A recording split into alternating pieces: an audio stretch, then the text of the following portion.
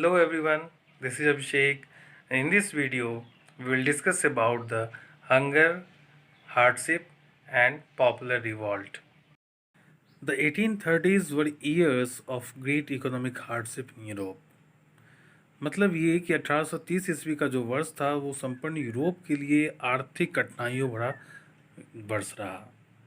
बल्कि हम यूँ कहें कि जो 19th सेंचुरी का जो हाफ पार्ट था उसमें जो कठिनाइयाँ थी वो बहुत ही भयंकर रूप यूरोप में धारण कर चुकी थी और इन कठिनाइयों से यूरोप जकड़ चुका था। तो ये कौन कौन सी कठिनाइयाँ थी जो यूरोप को अपने घेरे में वो घेर चुकी थी? तो सबसे बड़ी समस्या थी वो थी पॉपुलेशन की। हम देखते हैं कि 19th सेंचुरी में यूरोप की पॉपुलेशन में बेतहाशा वृद्धि होती है और जब इन पॉपुलेशन की वृद्धि होती है तो उस हिसाब से हम देखें कि बढ़ती हुई आबादी के लिए रोज़गार का अवसर लोगों को नहीं मिल पाता है। मतलब अब इस बढ़ती हुई आबादी से दूसरी समस्या का उत्पन्न हो जाना अनएम्प्लॉयमेंट के रूप में हम देख सकते हैं। अनएम्प्लॉयमेंट दूसरी समस्या के रूप में यूरोप में उभर कर आती है। जब अनएम्प्लॉयमेंट बढ़ती है गाँव में तो गाँव के लोग शहर की तरफ पलायन करते हैं, माइग्रेट करते हैं, इस चाह में, इस आशा में कि शहरों में उनके लिए रोज़गार के अवसर उपलब्ध होंगे।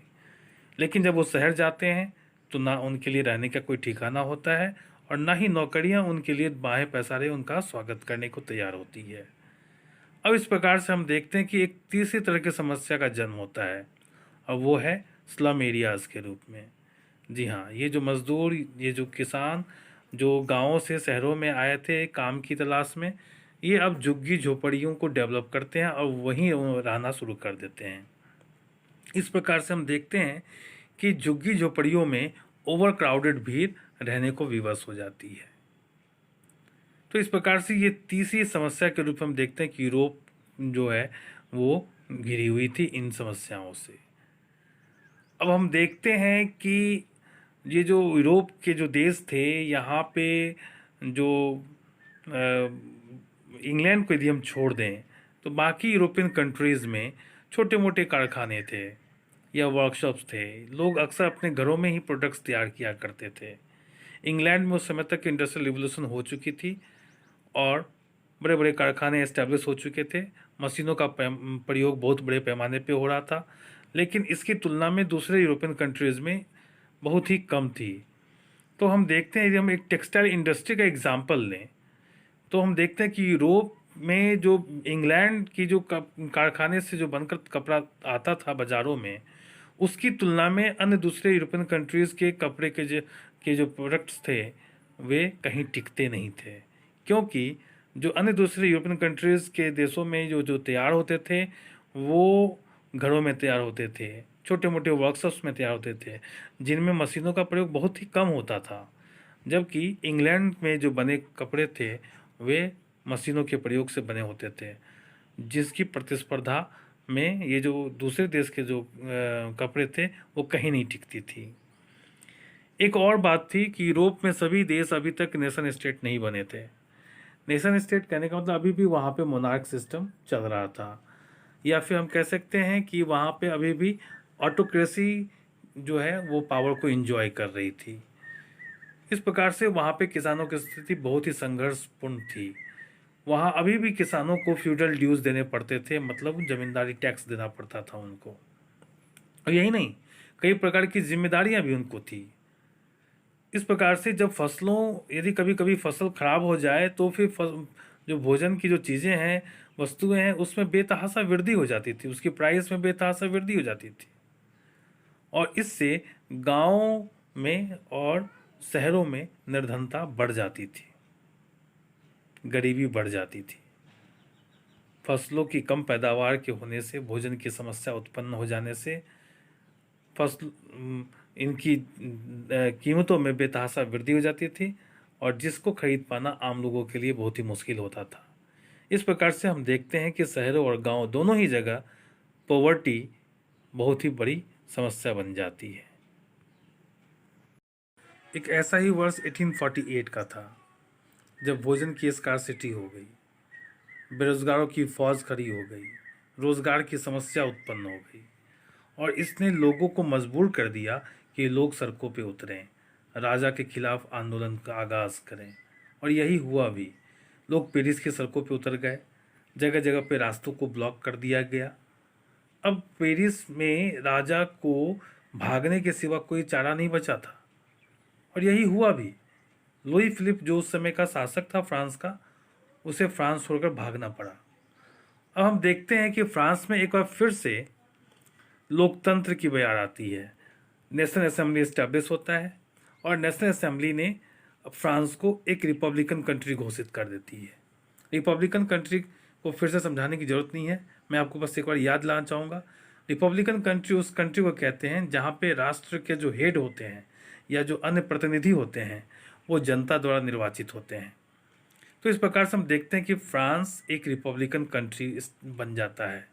वहीं दूसरी ओर फ्रांस के सभी नागरिकों को, जो पुरुष हैं और 21 वर्ष की उम्र के हैं, उन सभी को मताधिकार दे दी जाती है, सफ्रेज दे दिया जाता है, जो कि वापस ले लिया गया था। अब इस प्रकार से फ्रांस के नागरिकों को सफ्रेज का अधिकार मिल जाता है। और यही नहीं, नेशनल असेंबली ने काम की गारंटी की घोषणा भी करती है, राइट टू वर्क की गारंटी भी करती है। आज जो हम मनरेगा की बात करते हैं अपने देश में, ये उस ज़माने में ही 1848 में ही फ्रांस में लागू कर दी गई थी। लोगों को काम का अधिकार दे दिया गया था। कई तरह के राष्ट्रीय कारखाने इस्टेब्लिश किए गए जो लोगों को एम्प्लॉयमेंट देने में मदद करते थे। यदि हम क्रांति की घटनाओं का जिक्र करें तो साइलेसिया में 1845 में हुई एक घटना का जिक्र करना लाजमी है। जी हाँ, यहाँ पे हुआ क्या था कि वीवर्स ने अपने कॉन्ट्रैक्टर्स के अगेंस्ट में रिवॉल्ट कर दिया था, बगावत का बिगुल बजा दिया था, जो इन्हें रॉ मटेरियल्स दिया करते थे और बदले में मैन्युफैक्चर्ड जो कपड़े होते थे उनको बहुत ही कम कीमत पे ले जाया करते थे। अब ऐसा इसलिए वो करते थे क्योंकि काम के लिए लोगों में मारामारी थी, बेरोजगारी की समस्या थी, इसलिए लोग मजबूर थे और कम कीमत में भी अपनी सेवा देने के लिए वो मजबूर थे। तो एक पत्रकार थे विल्हेम वोल्फ, जिसने सिलेसिया गांव की घटनाओं के बारे में एक अपना स्टेटमेंट दिया है। वो कहते हैं कि इन गांवों में लगभग 18,000 आबादी थी जो कि सूती वस्त्र को बुनने में, वीविंग करने में वो अपनी महारत हासिल कर रखे थे। लेकिन ये जो वीवर्स थे, इनकी हालत बहुत ख़राब थी। इनके कार्य के लिए जो है सो बेताब लोग हुआ करते थे, क्योंकि बेरोजगारी बहुत ही चरम पे था, इसलिए लोग काम करने के लिए बेताब थे, जिसका फ़ायदा उठा करके इन कॉन्ट्रैक्टर्स जो थे वो बहुत ही कम कीमत पे वस्तुओं को वो बनवाया करते थे और उन्हें फिर अपनी ऊंची मुनाफा में उन्हें बेच दिया करते थे। अब क्रांति की इस घटना का यदि हम जिक्र करें कि कैसे ये घटनाएं हुई, तो 4 जून को जितने भी व्यूवर्स थे उन्होंने ये निर्णय लिया कि हम सभी को 2 बजे अपने घरों से बाहर निकलना है, और वो 2 कतारों में खड़े होकर के वो सीधे चल पड़े अपने कॉन्ट्रैक्टर्स के महलों की तरफ। और साथ ही साथ वे नारे लगाते जा रहे थे कि उनकी जो मजदूरी है उसको बढ़ाया जाए। लेकिन उनके साथ जो है काफ़ी नफरतपूर्ण व्यवहार किया गया, इवन उनको थ्रेटनिंग दी गई, धमकियां दी गई।